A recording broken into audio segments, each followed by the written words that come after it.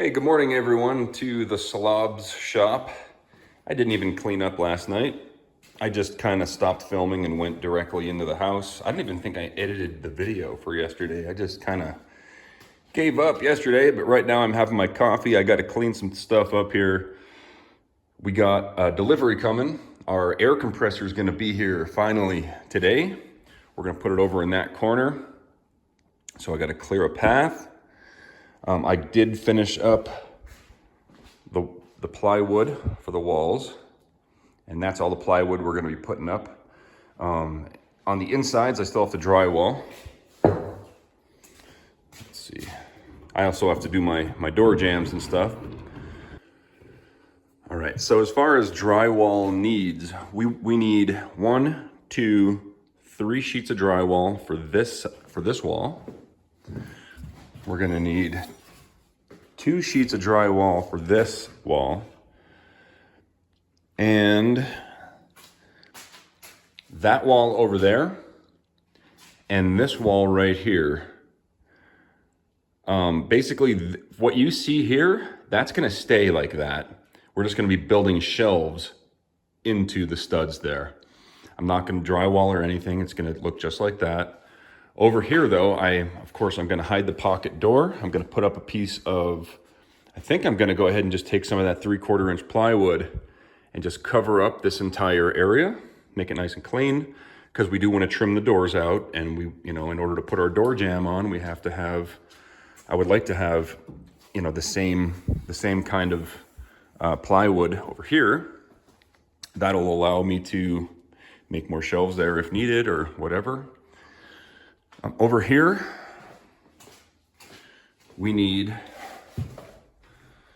so basically, I'm going to be putting French cleats on the other side of this wall. Remember to cover up these screws. I have to replace these with 1 1/4 inch, by the way. I'll do that later today. I'm going to cover those up, but in order to cover those up, I need access to the back of that wall here. So I'm not going to put anything here yet until those French cleats are up. And then what I would like to do is have like a removable wall covering in case I want to change anything on the other side of this wall. Remember, this isn't really a wall, it's a shelf. So I need access to the back of it. The only reason I want to put covering up really is just to cover up the pocket door. I really don't even need to cover that up. I would probably, it might make more sense to just leave it open and just stuff it with, acoustic foam. That's actually not a bad idea. It would be less work. It would be just fine as far as for utility. And I think that's what we're gonna do. I do wanna put maybe more, just like over there, I'll put more 3/4 inch plywood up and just cover up this side here. All right, so I guess the first thing we're gonna do before we start getting drywall and working on those walls in there, we're gonna clean up, move the dust collector out of the way, because I need a nice clear path going back to the corner for the air compressor. As far as the belt for this thing, they're working on it right now. They said it would probably be done today. They're gonna give me a call when it's ready. I told them no rush on it. I don't even have electricity for this yet. And that's another thing I'm gonna need to do, is call the electrician. I need to set up an appointment with him. We're gonna need 220. First of all, we're gonna need a whole new panel, most likely a whole new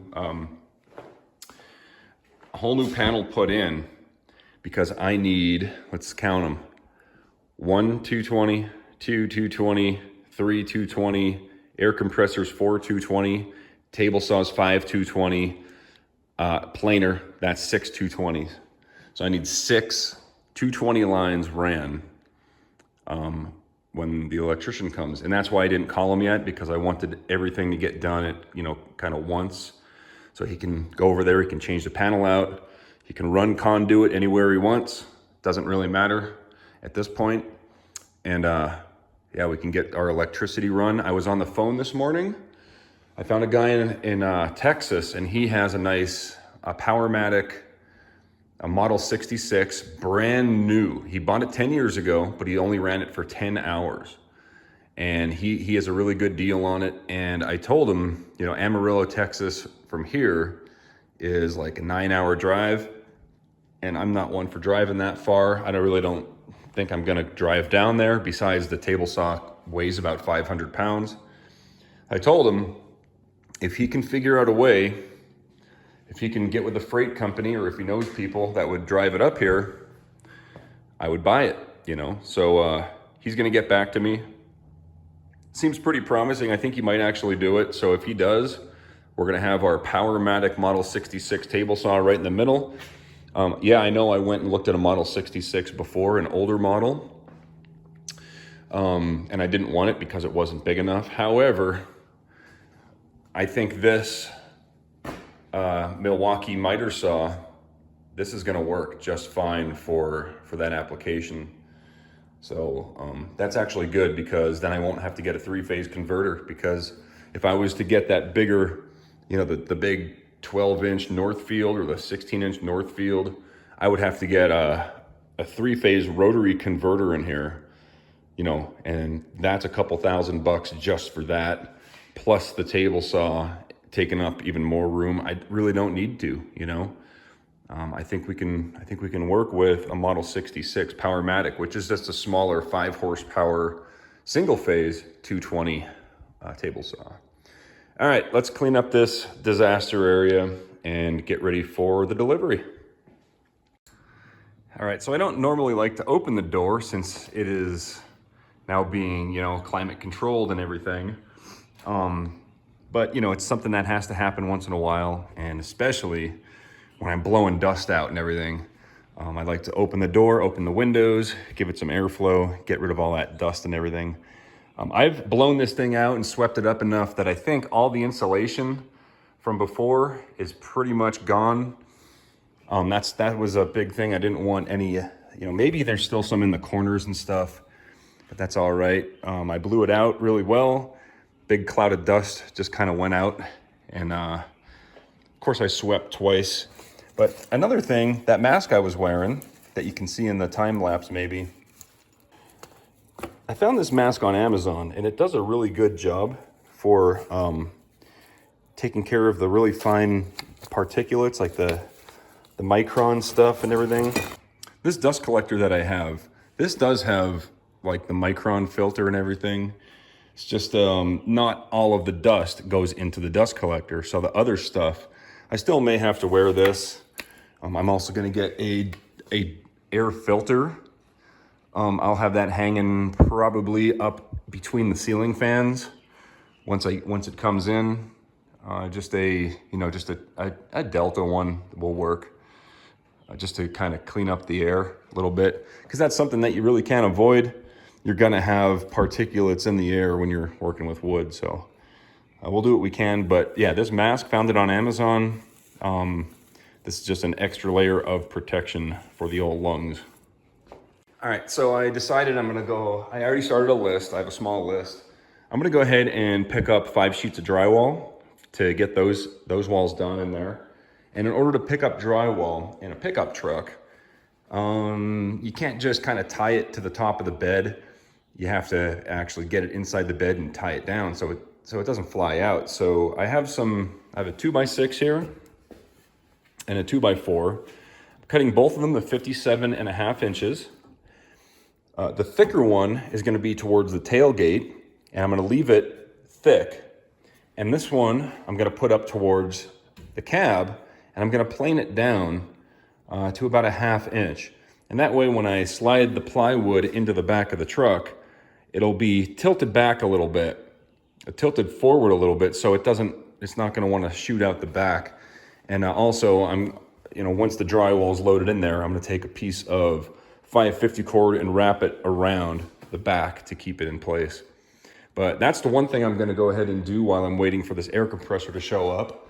Another thing is, Purvis Industries just called me, and they wanted me to go back over there to explain exactly what I want done with this conveyor belt. They said they can vulcanize it, but when they vulcanize it, it's going to crush down the size of the rubber that's sticking up. And I said, well, that's not an issue, and I'll show you why. Okay, so imagine the belt right now, it's perfectly straight, right? That's how it is right now. When they cut it, they're gonna have to splice it a certain way. There's two ways they can splice it. One is mechanical, which is with staples, and that's basically gonna make a little protrusion on both sides, which means when I run wood over here, the sanding belt is gonna end up leaving a little indentation whenever it goes over that. So we can't have that. The other way is vulcanizing, but when they vulcanize, it's gonna leave a little, like, imagine this is the belt here. When they vulcanize, it's gonna leave this part a little bit thinner. And that's okay because the wood can still ride flush against the top. They still want me to go over there just to make sure, but I think this is the way we're gonna have to go. So we'll go over to Purvis Industries as soon as this delivery gets here, and then we'll explain that to the conveyor belt people. I want to get this dust collector set up in the meantime, so that's what we're going to do next. All right, so here at the back of the truck, you can see the two different thicknesses. The thinner one is going to go up top towards the cab. There we go. Now a 2x6 would actually fit better in there, but that's okay. And here's a 2x6. Full thickness, and they'll fit in just like that. This one's thicker, that one's thinner. Everything will lean forward a little bit, and then we have the 550 cord to tie off anything we want to haul. I mean, they wanted to charge me $80 to ship 5 pieces of drywall, whereas the drywall itself only cost 60 bucks. All right, just leaving the conveyor belt store. They said they could fix it for me. However, they also said that they build conveyor belts. And I was like, well, how much would it cost to just have one built? And he did some math and told me, he's like, well, it would be about 180 bucks plus shipping to build the right size one. Instead of resizing this one, just build me one, right? So they're gonna go ahead and build me one. And they were gonna resize this thing. They were gonna splice it for free. And I told them, you know what, just give it back. I'll send it back to Grizzly. I'll get my money back and I'll pay you guys whatever it costs. So that's gonna take probably a week or two, I would guess. But yeah, mission accomplished. Purvis Industries, very nice people. They offered to do stuff for free. If you're ever in the Denver area, absolutely go check them out. So I'm not going to zoom in because it's very embarrassing, but I do not have a lawnmower. At least I didn't have a lawnmower until I went to Home Depot. Went ahead and picked up a lawnmower that works with the same battery line that I have, which is Milwaukee.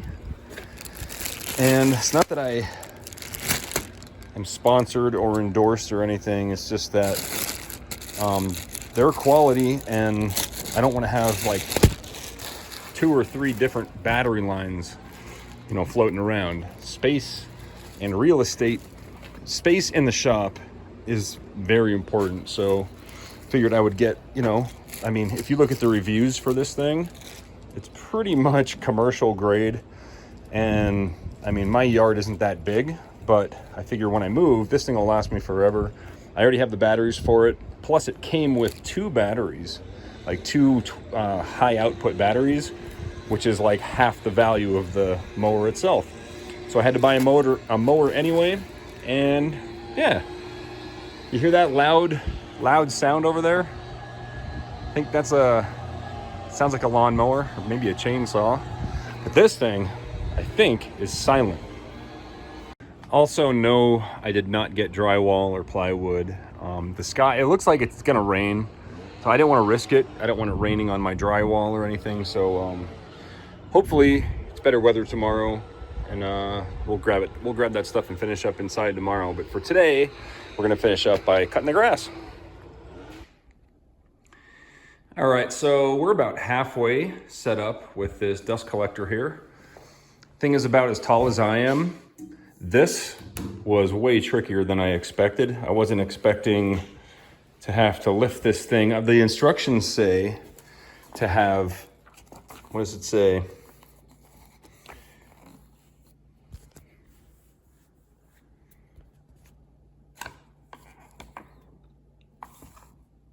with help of 2 assistants, lift impeller housing onto support legs and lock handle guides. Well, there's my 2 assistants right there. So I'm done for the night. She just came in and said dinner's ready. So we're gonna go ahead and we're not even gonna cut the grass tonight. We'll do that tomorrow with the new lawnmower. Hope you guys enjoyed today's video. If you did, you know what to do, and I'll see you guys tomorrow. Thanks for watching.